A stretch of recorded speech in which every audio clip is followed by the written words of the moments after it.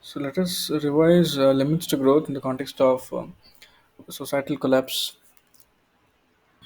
news by 2040. So previous questions are write short note on the concept of limits to growth, short note on limits to growth, concept of limits to growth, short note on limits to growth model, discuss in brief the main theses in the limits to growth model 1972 and provide a critique of the same. So larger dimensions are read about the concept and main theses and providing a critique of the concept. So what is the concept of limits to growth? What is limits to growth? Assumption, basis, projection, conclusion. So no matter what we do, we will reach the limit. This is what ideally the model was trying to tell, that it is a limit to growth, because and where can we apply this model in terms of resources? We have a limited set of natural resources. How can technology help as per the model? So technology or anything will require its own resources. So energy is limitless, such as fusion. So will it solve the problem? These are some of the key questions or debates which surround the limits to growth. So when we start the topic limits to growth, introduction in 1970s, the first official concern expressing about expressed about gathering rates of global population growth and their implications for future well-being happened in 1970s 1972 elements to growth. Although some academicians have been trying to awaken political leaders of the potential future problems, it was the Club of Rome who first captured the attention of the government. So, Club of Rome was the first thing who produced a report. The Club of Rome was a body founded in 1968 by an international group of philosophers, economists, managers, scientists, technologies, and others. So, the club's objective was to understand the working of whole world as a finite system. So, we can apply the concept of systems analysis. They try to analyze the world as a finite system by studying the interactions of economic, scientific, biological, and social components of the present actions and policies, and to formulate alternate policies wherever deemed necessary on environmental and survival grounds.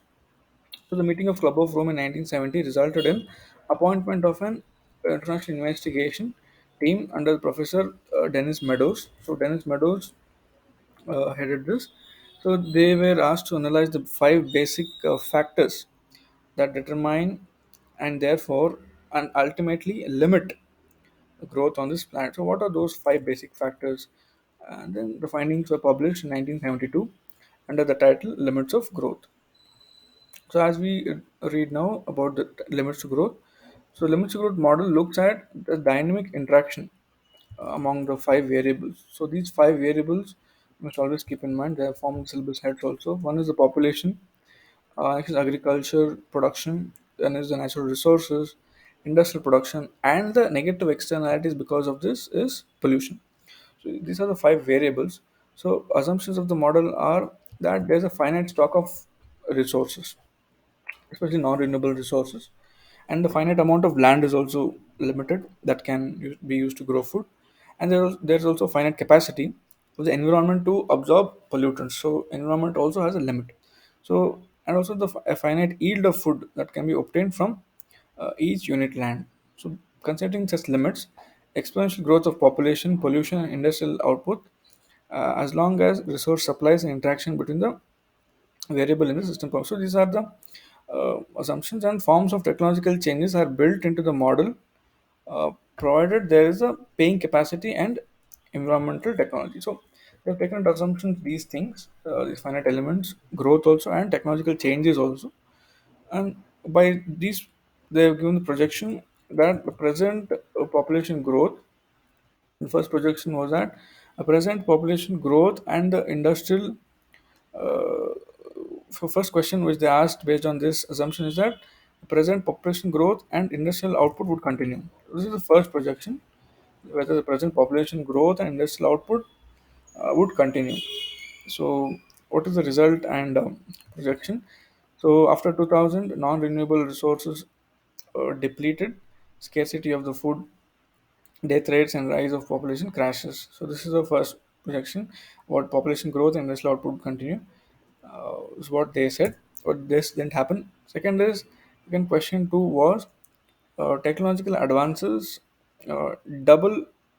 resource reserve and allow recycling of 75% of all resources. This was the second question where, as we know, the technology improves, so it will double the resources. Resources never remain constant. It will double the resource using capacity and also allow recycling of all sources. So, result is pollution will rise sharply because of this, because of which the death rate will also increase, and ultimately the population will decrease. This is the result of this. Moving on to the third one. The third is about, in addition to the assumption in question 1 and 2, pollution crisis is avoided. So let us assume that even pollution crisis is also avoided by reducing pollution level by 75%. The result is all farming land is exhausted.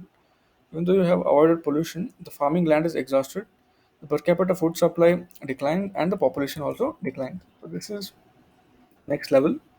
So food supply will decline because of land, and population will continue to decline. The next question is, in addition to assumption, no three, assume that we double the yield. Now land is limited. Now assume that we'll double the yield unit, cropland, and control population through birth control methods. So this is the question four. Here the result is the result and outcome is resulting high standards depletes non-renewable resources and population crashes eventually. The resulting high standards will deplete whatever non-renewable resources and population crashes eventually. So this is the overall um, four. And assuming the last one, the last one is again taking one more side that even everyone has assume that everyone has access to the birth control facility. World national output stabilize at some level. Resource, that is 1975 level. Resource consumption is reduced, assuming one fourth of 1970 production, and pollution reduces to one fourth of the 1970 value of production, and then consumption shifts from material goods to health. If it happens, industrial capital is built to last longer. Even if this happens, then what will happen? Population will rise and living standards would improve. So this is one positive outcome. And last question: if you wait till 2000 instead of 1975 to put the policies of question 5 into effect, so what will happen if you wait till this action is taken? The result is that population rise depletes the. So with every increase in population, there is depletion of resources severely. Pollution eventually drops the limit of growth mode in addition to neo-Malthusian school of thought. So this is broad idea of how the limits to growth has six key questions in it. So last one is depletes the resource severely as the population rises, and population eventually drops the limits to growth model is an addition to the neo-Malthusian school of thought. So limitations of this model are, as we know, the famous statement: resources are not what they are, but what they become. And then Bostrup's hypothesis is also an important limitation. And then does not assume that technological innovations will increase exponentially, and therefore does not assume that technology can solve every problem that humans might address. So it is seeing technology is not in a position to solve the problems whatever comes up, and treats the whole world as a single unit, because the whole world is not a single unit. In a sense, it is true and it is also not true. World is divided into many blocks, but overall climate change impacts the entire world also in one sense. So coming to the Mesorovik pestle model, it assumes that the world is an inhomogeneous model. So this is against the assumption of the Leibniz growth model. So world is inhomogeneous. It divided the world into 10 fairly homogeneous regions. Also includes assumption and about economic aid to poor countries. The results of that model were published in the book, uh, that is Turning Point. So a slight modification in the limits to growth model was Mesorovik pestle model. So conclusion is the poorer regions will experience collapse of resources and food supplies and a sharp drop in population before 2050. So as we saw yesterday, there was a climate change famine which was happening in Madagascar. So that is one thing. And then regional collapses can be prevented by global cooperation. So regional cooperation collapse can be prevented by global cooperation among 10 countries, these 10 regions. If the regions fail to cooperate and pursue paths of rapid population growth and excessive resource use, there will be collapse. This is one perspective. And if any region fails to cooperate and pursues paths of rapid population growth, excessive resource use, there will also be collapse. This is obvious. And then there'll be collapse because of rapid population growth. We know if rich nations delay in making massive economic aid available to the poor, so it's also from the rich nation perspective, eventual solutions will be extremely difficult and expensive. Uh, so these are the perspectives from all the angles. So criticism are, as we see, it is technological opportunism, too simplistic politically and economically by assuming that all problems of the poor countries cannot be solved can be solved by providing them assistance and not tech. So it is the technology which is needed, not the assistance. So providing technology is key, and then emphasizes what the rich countries must do rather than what poor countries must do. So this is also perspective that there is a common but differentiated responsibility, but both the responsibilities must have been told. So this is about the second model, Mr. Pestle model. So moving forward in the same line is the limits. Is a question. Although limits to growth was a theoretical prescription of the extent of growth, it gives a subtle message on the environment. So although it was about growth, we know that it was trying to limit growth for for the preservation of environment. From that perspective, environment angle is being opened up. So limit to growth model, a fallout of debate in 1970s on the questions of linking economic growth, a population growth. As we saw the five variables, pollution also was one variable, and environmental deterioration was the result of the findings of a team appointed by the Club of Rome, which we discussed, which analyzed the five basic factors that determine population that determine and limit the growth on the planet. So the model was developed by J. Forrester and analyzed by Meadows. Looks at the dynamic interpretation of population, pollution, natural resources, industrial output per capita, and food per capita, which is related to agriculture. So, largely, if you see, there's pollution, there's population, environmental degradation, natural resources, industrial output, industry, and then agriculture, that is food per capita, and assumes an exponential growth of population, pollution, and industrial output, but a constant growth of technology. So, this is the irony that is trying to assume all these three will be exponential, but technology, a constant in the world by a finite non-renewable resources.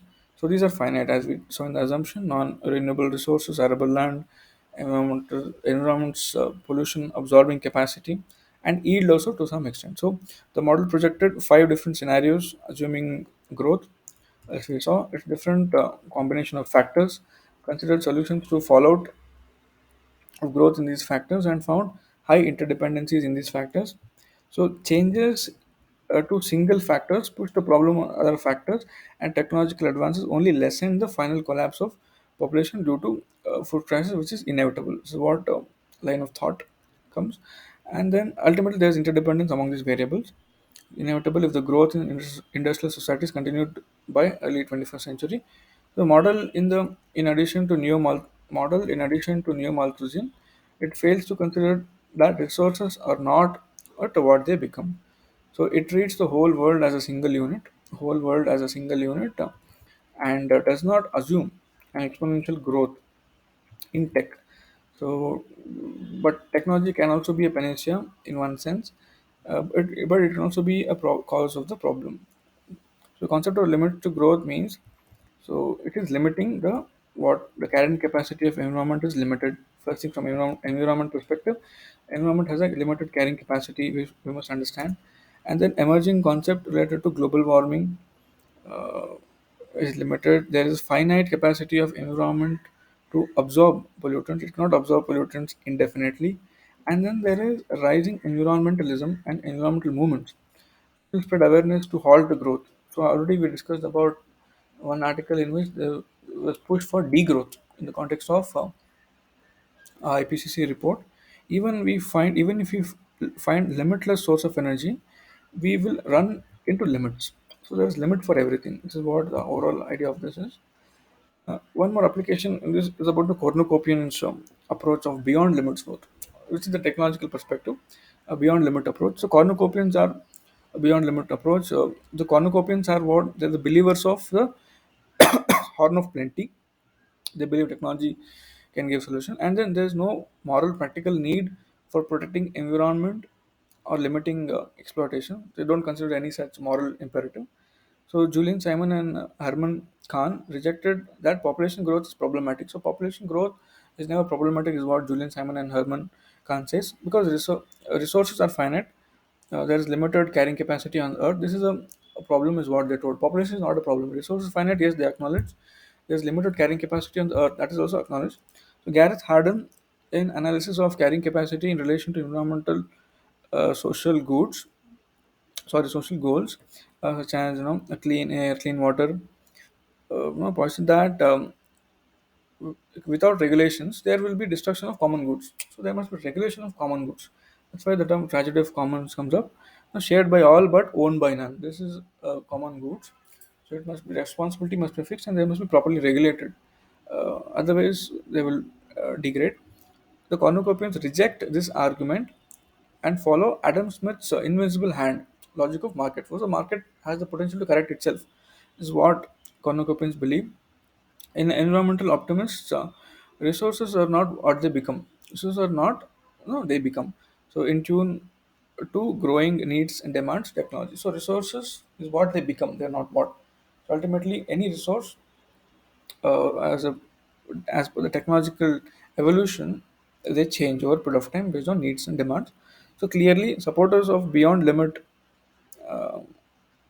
are critical to the view of limits to growth. So cornucopians are one who are beyond the limit approach.